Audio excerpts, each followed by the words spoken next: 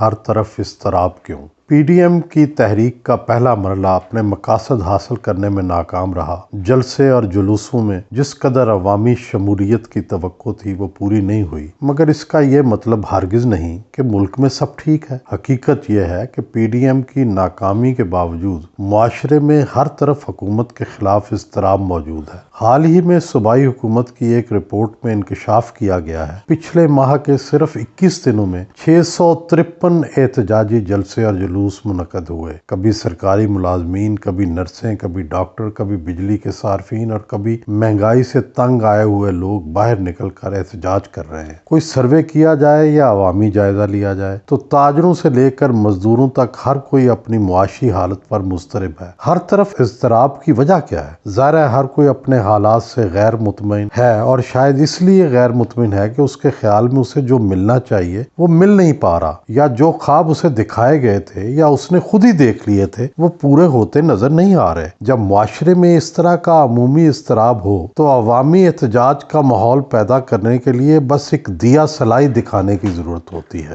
حکومت خوش قسمت ہے کہ اہل سیاست کو ابھی وہ تیل اور دیا سلائی نہیں مل سکی جو اس اضطراب کو انقلاب اور عوامی احتجاج میں تبدیل کرنے کے لیے ضروری ہے۔ اضطراب پیدا کیوں ہوتا ہے؟ جب آپ کو اپنی امید اور توقع سے کم ملے تو اضطراب شروع ہو جاتا ہے۔ جب آپ کو لگے کہ آپ کی محنت اور کوشش کے باوجود آپ کو وہ نہیں مل رہا جس کا وعدہ تھا تو پھر اضطراب جنم لیتا ہے۔ اس وقت ہر طرف یہی صورتحال نظر آ رہی ہے۔ دراصل وعدے اس قدر بلند بانگ اور امیدیں بہت زیادہ تھیں، لیکن عمل درآمد بہت ہی کم ہوا ہے۔ وعدوں اور عمل درآمد میں خلا اور تفریق ہی اضطراب کی اصل وجہ ہے۔ معاشرے میں جس ٹھہراؤ، سکون یا اطمینان کی توقع تھی وہ دور دور تک نظر نہیں آ رہا۔ کسی بھی حکومت کا بنیادی فرض ہے کہ وہ عوام کو اطمینان اور سکون کی دولت سے مالا مال کرے اور ان کی امیدوں پر حتی الوسع پورا اترنے کی کوشش کرے۔ ظاہر ہے ایسا نہیں ہو رہا، اسی لیے اضطراب ہے۔ اس معاملے کا مثبت پہلو دیکھا جائے تو وہ یہ ہے کہ حکومت کی آدھی ٹرم مکمل ہونے کے باوجود لوگوں کی امیدیں ابھی مکمل طور پر ٹوٹی نہیں ہیں۔ وہ مضطرب ہیں، ناراض ہیں، لیکن مکمل طور پر روٹھے نہیں ہیں، کیونکہ انہیں اب بھی امید ہے کہ حکومت ان کے ساتھ کیے گئے وعدے پورے کرے گی۔ یہ جلسے جلوس، یہ احتجاج حکومت کو جھنجھوڑنے اور توجہ دلانے کے لیے۔ اگر حکومت نے ان جلسے جلوسوں اور احتجاجی مظاہروں کا اثر قبول نہ کیا، عوامی اضطراب کا خیال نہ کیا، تو پھر اگلا مرحلہ ناراضی اور مخالفت کا ہوتا ہے۔ ابھی عوامی موڈ ایسا نہیں ہے کہ حکومت کو اٹھا کر باہر پھینکنے کی بات کی جائے۔ ابھی مطالبات منوانے کا موسم ہے۔ ابھی اسی حکومت سے توقعات اور امیدیں ہیں۔ البتہ جب امیدیں مکمل طور پر ٹوٹ جائیں گی تو پھر غصہ، ناراضی اور نا امیدی جنم لے گی۔ تاریخی طور پر دیکھا جائے تو اضطراب تبدیلی کو جنم دیتا ہے۔ اگر اضطراب کا مداوع نہ کیا جائے، اضطراب کو سکون نہ ملے اور یہ اضطراب بڑھتا جائے تو پھر یہ تبدیلی کا پیش خیمہ ہوتا ہے۔ اضطراب سیاسی وارننگ بھی ہوتا ہے۔ اگر حکمران اضطراب کا توڑ نہ کریں، اضطراب بڑھتا رہے تو آخر کار یہی اضطراب تبدیلی لے آتا ہے۔ اضطراب دراصل سیاسی شعور کے اظہار کا ذریعہ ہے، اور جب اظہار کو مثبت رسپانس نہ ملے تو پھر اس کا رخ تبدیلی کی طرف مڑ جاتا ہے۔ موجودہ حکومت کو ہر طرف پھیلے اضطراب کو سکون میں بدلنے کے لیے دور رس اقدامات کرنے ہوں گے، ورنہ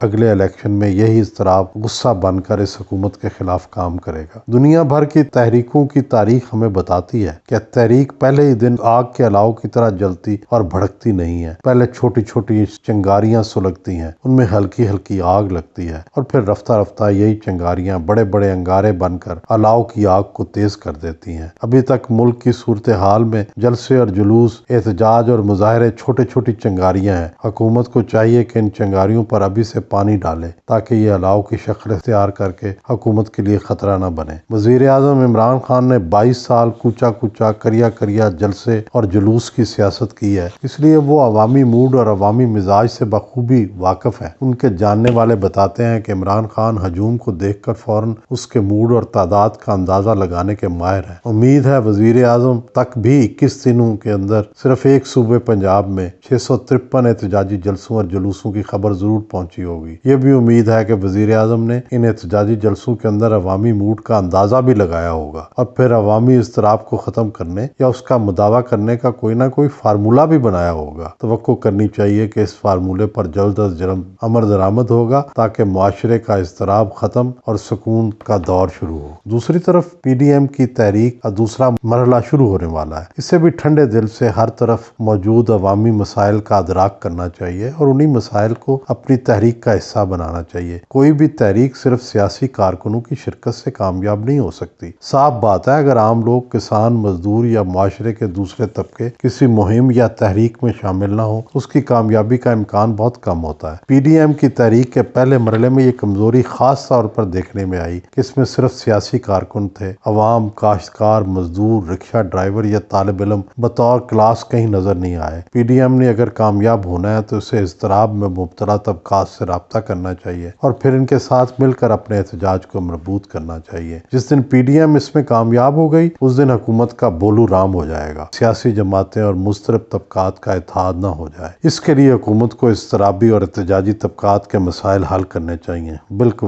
ویسے ہی جیسے سرکاری ملازمین کی تنخواہ کا مسئلہ حل کیا گیا ہے۔